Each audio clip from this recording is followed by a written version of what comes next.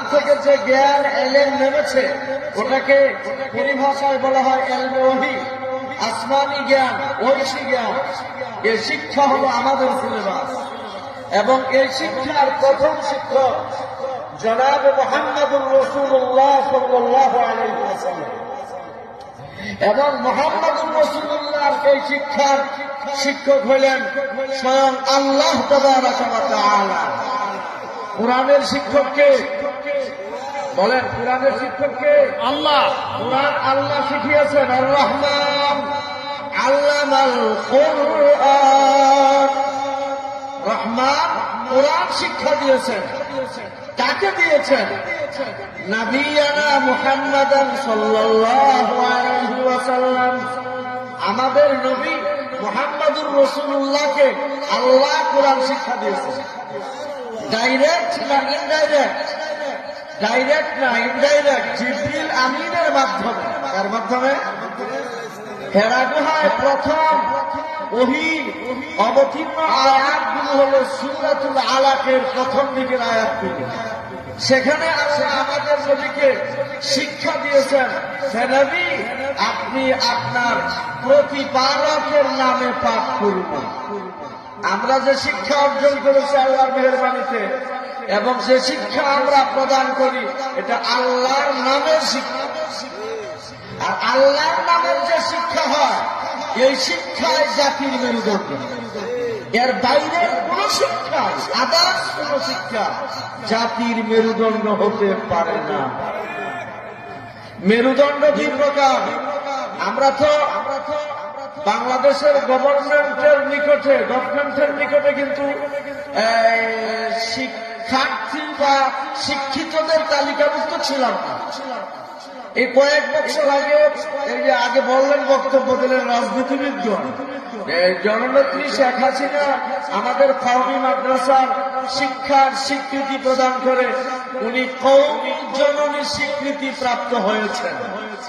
এটা আমাদের মধ্য থেকে একজনের একটা উক্তি উনার ব্যাপারে, কিন্তু সারা দেশের উলামায়ে কেরাম কিন্তু উনার সঙ্গে এ ব্যাপারে কি নন, একমত নন।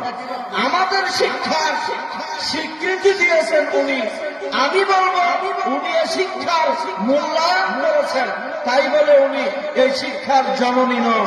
এই শিক্ষার জননী খাদিজাতুল কুবরা, এই শিক্ষার জননী আয়েশা, এই শিক্ষার জননী উম্মে সালামা, এই শিক্ষার জননী মাইমুনা, এই শিক্ষার জননী ফাতিমা রাদিয়াল্লাহু তাআলা। মাননীয় প্রধানমন্ত্রীকে আমি ধন্যবাদ জ্ঞাপন করি আপনাদের চাইতেও বেশি যে উনি এই শিক্ষার মর্যাদা দিয়েছেন, মূল্যায়ন করেছেন। এ উঠিলায় আল্লাহ তাআলা যেন উনার অন্তরে যদি ঈমান থাকে এবং ঈমানের সাথে মরতে পারেন তাহলে যেন আল্লাহ তাআলা তাকে মাফ করে দেন। বাকি কার মৃত্যু ঈমানের সাথে হবে আর কার হবে না এটা আমি না, নবীরাও বলতে পারতেন। কথা বুঝতে পারছেন না? এই জন্যই আল্লাহ বলেন আমার সৃষ্টি মানব জাতির উপর, জিন জাতির উপর সবচেয়ে বড় করুণা হলো যে আমি তাদের জন্য, তাদের হিদায়াতের জন্য আল কোরআন নাযিল করেছি। আর রহমান আল্লামাল কোরআন খালাকাল ইনসান। তিনটি আয়াতে কারিমা পাওয়া। একটা আয়াত, প্রথম আয়াতটা হলো আর রহমান, এটা একটা আল্লাহর গুণবাচক নাম। এই এক নামে এক আয়াত। আল্লাহ বলেন আজীব কথা, রহমানের ভিতরে 5টি অক্ষর আরবি, রা হা মিম আলিফ নুন। কয়টা? এই 5 হরফে এক শব্দ। এর অর্থ কি? পরম দয়ালু। সুবহানাল্লাহ বলেন। আল্লাহ পরম দয়ালু। আল্লাহ তাআলা রহমতকে 100 ভাগে সৃষ্টি করেছেন। 100 ভাগে বলেন? এর 99 ভাগ নিজের কাছে রেখে দিয়েছেন আর 1 ভাগ সারা দুনিয়ায় ছেড়ে দিয়েছেন। আর 1 ভাগ, 100 ভাগের 1 ভাগ রহমতের উসিলায় সারা দুনিয়ার সৃষ্টি জগতের মাঝে পরস্পরের দয়া আমরা দেখতে পাই। আর 99 ভাগ দয়া আল্লাহ তাআলা নিজের পক্ষ থেকে বান্দা বান্দির উপর প্রয়োগ করেন। সুবহানাল্লাহ বলেন। কয়বার? তাহলে আল্লাহর দয়ার ভাগ 99 ভাগ আর 1 ভাগ সারা দুনিয়া। তাহলে আল্লাহ কত দয়ালু, কত দয়ালু। সুবহানাল্লাহ বলেন। সবচেয়ে বড় দয়া কি? কোরআন শিক্ষা। আল্লাহ তাআলার পক্ষ থেকে কোরআন অবতীর্ণকরণ, এটা সবচেয়ে বড় দয়া। অথচ এই দয়ার শিক্ষাকে আমরা দয়া মনে করি না, আদার শিক্ষাকে আমরা জাতির মেরুদণ্ড মনে করি। মেরুদণ্ড বুঝেন তো? ওই যে পিঠের পিছনের যে হাড়, মাঝখানের হাড়িটা, এটাকে কি বলে? এটা যদি কারো না থাকে তাহলে কি সে বাঁচবে? হ্যাঁ, মেরুদণ্ড মানে যেটার উপর ব্যক্তির সত্তাটা নির্ভর করে। জাতি, আমরা জাতি কি? বাংলাদেশি। আমরা জাতি কি বলেন? পরিচয় দেন। আপনাদের পরিচয় কি? আমরা জাতি মানে মুসলমান, তবে অধিবাসী হিসেবে বাংলাদেশি।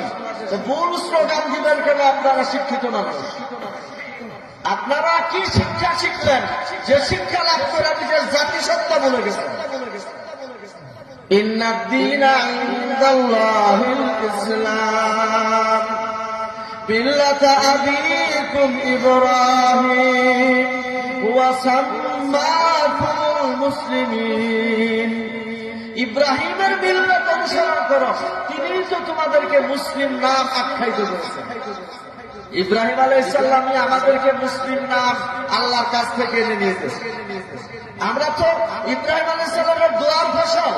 উনি দোয়া করেছেন আল্লাহর কাছে, রব্বানা ওয়া বা'আথ ফীহিম রাসূলান মিনহুম ইয়াতলু আলাইহিম আয়াতিহিম ওয়া ইউযাক্কিহিম ওয়া ইউআল্লিমুহুমুল কিতাবা ওয়াল হিকমাহ। হে আল্লাহ, হে আমার রব, হে আমাদের রব, আপনি এদের মাঝে এমন একজন ব্যক্তিকে রাসূল হিসেবে প্রেরণ করেন যে তাদের মাঝে অবতীর্ণ আয়াত তিলাওয়াত করবে, তাদেরকে দ্বীন শিক্ষা দিবে, আপনার মারফতের শিক্ষা দিবে, তাদের আত্মার পরিশুদ্ধতা অর্জন করিয়ে দিবে। ওয়াজআলনা উম্মাতান মুসলিমাতান লাক, উম্মাতান মুসলিমাতান লাক। উম্মাতান মুসলিমাতান লাক মানে কি? এমন এক জাতি আপনি সৃষ্টি করেন যে জাতি আপনার প্রতি আত্মসমর্পণকারী হবে। উম্মতে মুসলিমা মানে আত্মসমর্পণকারী সম্প্রদায়, অর্থাৎ আল্লাহর হুকুমের সামনে কখনো বিবেক চালাবে না, আকলের ঘোড়ায় সওয়ার হবে না। এই বিধান তো আল্লাহর কোরআনের বুঝে আসে না, কাজেই কোরআনের যে বিধান আমার আকলে ধরে না, এই বিধান মানব না, সে কি মুসলমান? কোরআনের বিধান যদি আপনার বিবেক গ্রহণ নাও করে, তবুও আপনি মেনে নিতে বাধ্য, এর নামই ইসলাম। আপনি বিবেক কোত্থেকে পেয়েছেন? আকল। বিবেকের আরবি শব্দ আকল। আকল মানে বিবেক। ওয়া আতাউ মিনাল্লাহি তাআলা, এটা আল্লাহর একটা বিশেষ দান। যার আকল নাই তাকে পাগল বলা হয়। কি বলা হয়? যে কোরআন বুঝে না, তার আকল তো থেকেও নাই। কলব, যেটাকে আরবিতে কলব বলা হয়, ইংরেজিতে হার্ট বলা হয়, বাংলায় হৃৎপিণ্ড বলা হয়, হৃদযন্ত্র বলা হয়, ঠিক না? আল্লাহর নবী হাদিসে বলেন যে মানব দেহে একটি মাংসের টুকরা রয়েছে, দেহাবয়ব। এই অঙ্গটি যদি সৎ হয় তো গোটা দেহের অঙ্গ প্রত্যঙ্গ সৎ হয়ে যাবে। আর এই অঙ্গটা যদি অসৎ হয়, নষ্ট হয়, রোগী হয়, রোগাক্রান্ত হয়, পুরা বডি রোগী। যে হার্টের রোগী সে সুস্থ, ঠিক না? আরেকটা হলো যে আধ্যাত্মিক ভাবে যে রোগী, একটা হলো দৈহিক রোগ, হার্ট, এটা কিন্তু দেহের অংশ, ভালো করে বুঝবেন। আর হার্টের ভিতরে যেটা থাকে এটাকে বলা হয় রূহ এবং নফস। এটা কিন্তু দেহের মানে নির্ভরশীলতার উপর। যদি রূহ চলে যায় মানুষ থাকবে? রূহ যতক্ষণ আছে মানুষ আছে। হাত নড়বে, তার গান শুনবে, চোখ দেখবে। কাজেই আসুন আমরা কোরআনের আলোকে আমাদের আত্মাটাকে সাজুজ্য বানাই। সুবহানাল্লাহ বলেন। কোরআনের আলোতে একমাত্র দ্বীন আলোকিত হতে পারে।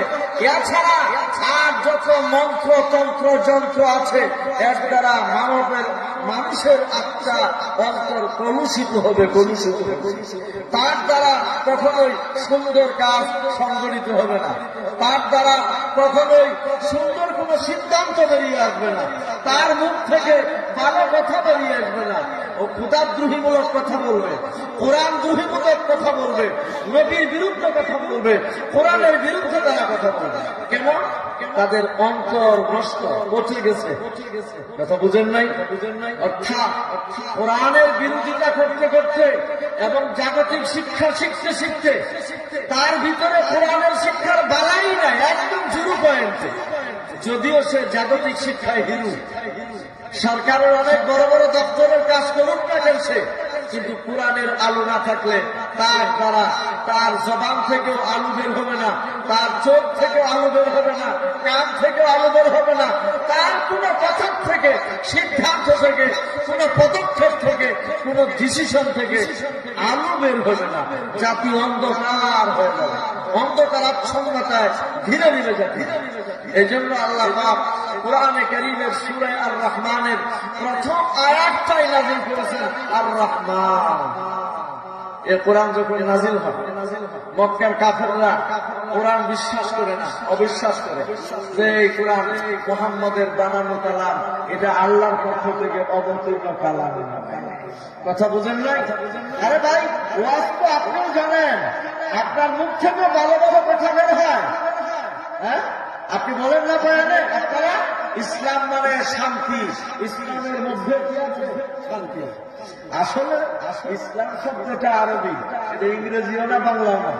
কাজে এটা অনুবাদ অর্থ করার আগে আপনাকে ভাবতে হবে যে শব্দটা আরবি না বাংলা। যদি আরবি হয়, এটা আরবি ডিকশনারি আছে, সেখানে খুঁজ নেবেন।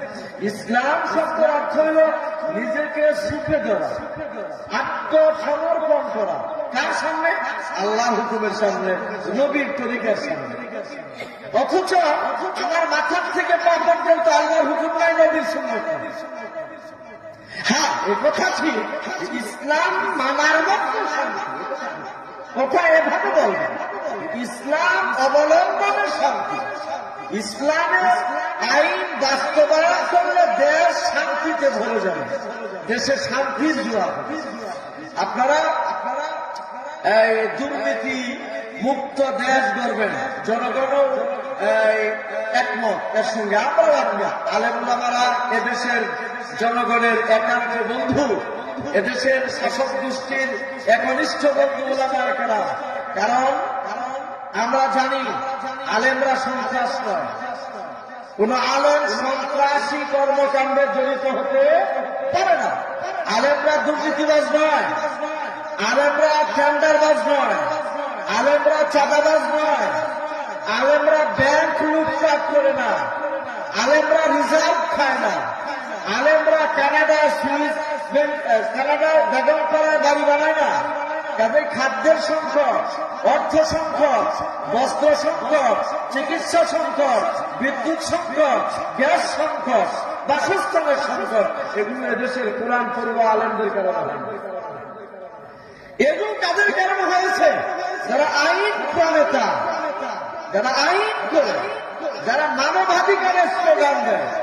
মানবাধিকার শব্দ অর্থ কি? মানবাধিকার শব্দ অর্থ হল মানবযুগ অধিকার, মানুষের অধিকার। যেমন আমি এখানে অধ্যক্ষ সাহেব আমাকে দাওয়াত করে এনেছেন, উনি আমাকে এখানে বসিয়েছেন কথা বলার জন্য। আমার জন্য নির্দিষ্ট ফিক্সড টাইম যতটুকু, অতটুকু সময় কথা বলা আমার হক। এটা আমি মানুষ হিসেবে আমার হক, আমন্ত্রিত মেহমান হিসেবে হক, এবং একজন নগণ্য আলেম হিসেবে অধিকার। কারণ এখানে আপনার কোরআন এবং সুন্নতের এলেম না থাকলে এই মাইকে আপনার কথা বলার অধিকার নাই। হ্যাঁ, একটা জাগতিক কোন ফাংশন হয়, সেখানে সাবজেক্ট আপনার, ওখানে আপনি কথা বলবেন, এখানে অধিকার আমার। এখানে যদি আপনি আমাকে স্টপ করে কথা বলেন, তাহলে আমি মনে করি এটাও এক ধরনের মানবাধিকার, এটাও এক ধরনের মানবাধিকার লঙ্ঘন। এছাড়া দেখেন, বিশ্বনবী সাল্লাল্লাহু আলাইহি সাল্লাম দুনিয়ার মানুষের কাছে মানবতার অধিকার প্রতিষ্ঠার ইতিহাস হয়ে গেছে। মানবাধিকার যদি চর্চা করতে চাও আর শিক্ষা লাভ করতে চাও, তো বিশ্বনবীর লাইফ হিস্ট্রি মোতালা করে চর্চা করো। সিরাত মুস্তাফা কিনা, কত আইনের বই তো পড়ে, কত ইংরেজি বই